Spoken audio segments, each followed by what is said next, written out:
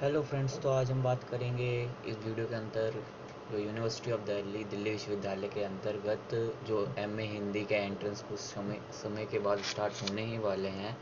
Last video के अंदर हमने एमए हिस्ट्री के एंट्रेंस के बारे में बात करी थी। अब इसके एमए के अंदर हम हिंदी की जो सीट्स अवेलेबिलिटी है उसके बारे में बात करेंगे। What is eligibility in entrance category, मतलब शैक्षिक योग्यता क्या चाहिए उसके बारे में बात करेंगे। सिलेबस क्या है एमए हिस्ट्री का जो बहुत मुश्किल से ढूंढने पे मिला है, पूछने पे मिला है, तो उसके बारे में बात करेंगे एंड अवेलेबल बुक्स के बारे में बात करेंगे।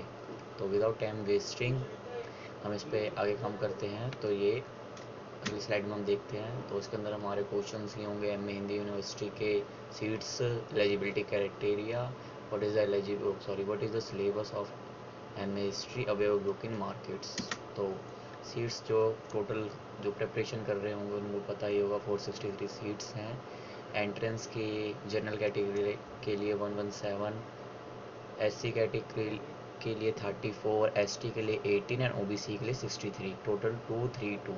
एंड मेरिट बेस्ड जो बैक साइड से ऑनर से आते ग्रेजुएशन से उनके बेस पे है ये 117 for general, 35 for SC, ST for 17, OBC for 62 and 321, total मिला के 463 सीट्स होंगी।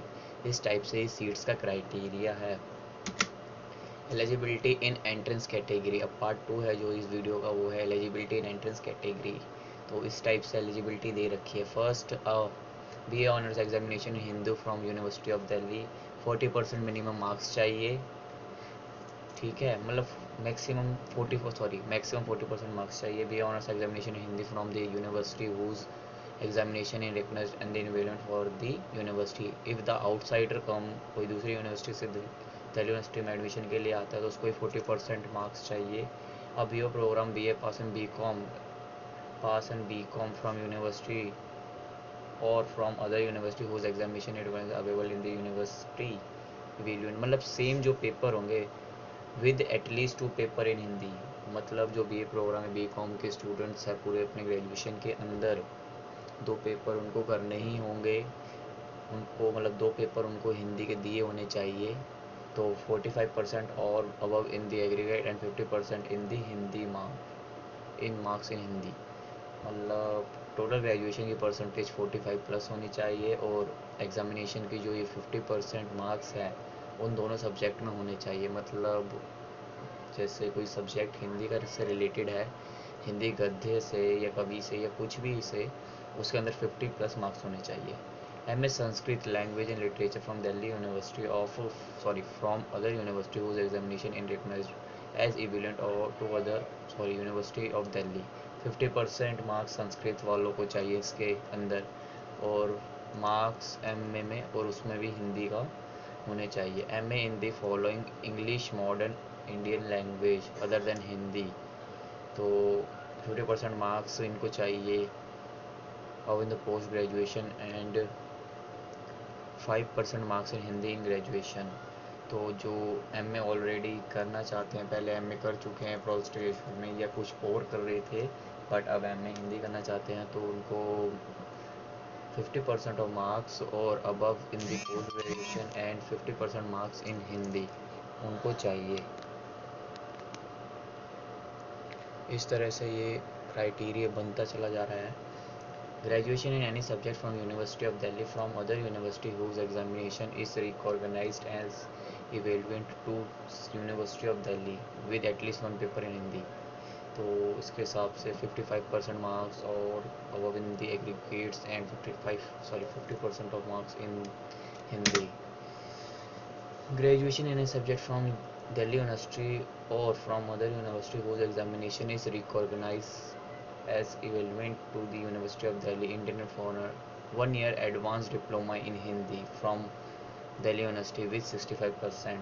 नोट कर ले ये बात, फॉरनर के लिए है।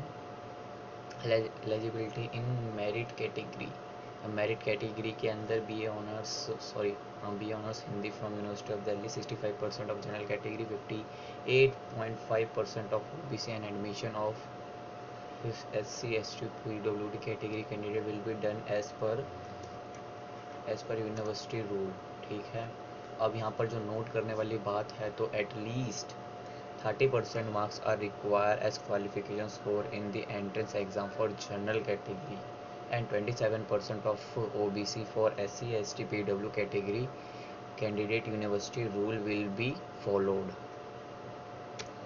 तो ये हो गया। अब ये सिलेबस के बारे में तो बहुत रिसर्च करने के बाद और पूछने के बाद ये मिला है कि सिलेबस का कोई प्रिस्क्रिप्शन नहीं दे रखा है, और जो हर ऑनर्स से जो एमए में जा रहे हैं कोर्सेज, या एमए में जो जैसे हिस्ट्री एमए हो गया, पॉलिटिकल एमए हो गया, तो उसके अंदर